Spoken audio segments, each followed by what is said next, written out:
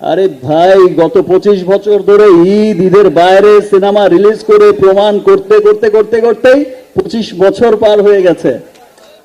তুফান তুফান তুফান, চারিদিকে শুধু তুফানের আলোচনা। আরে ভাই, ছোটবেলা থেকে যে কথা শুনে এসেছি যে শাকিব খানের সিনেমা নাকি প্রচার করার জন্য শাকিব খানের কোনো প্রেস কনফারেন্স অ্যাটেন্ড করতে হয় না, শাকিব খানের সিনেমাতে নামটাই যথেষ্ট। কিন্তু কিন্তু কিন্তু একটা কথা না বললেই নয়, তুফানের মতো এত বিগ বাজেটের সিনেমা যদি তারা ঠিকমতো প্রচার প্রসারণা না করে, তবে মনে হয় না যে আশানুরূপ ফল পাবে।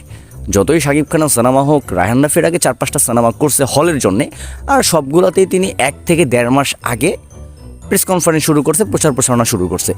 আগামীকাল সকল প্রেক্ষাগৃহে মুক্তি পেতে চলেছে তুফান সিনেমাটি।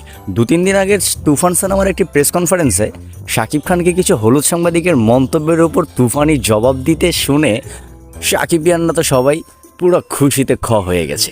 কারণ দীর্ঘ 25 বছরের ক্যারিয়ারে কিং খান কখনো নিজের মুখে কথা বলেনি, যত যা উত্তর দেওয়ার কথা সব শাকিবিয়ানরাই দিয়েছে। সেদিনের প্রেস কনফারেন্সে শাকিব খান বলেছিল, ঈদ ও ঈদের বাহিরে সিনেমা রিলিজ করে নিজেকে প্রমাণ করতে করতে 25 বছর পার করেছি। এখন আর নিজেকে প্রমাণ করার কিছু নেই, এখন আমি শুধু ভালো সিনেমা বানাতে চাই।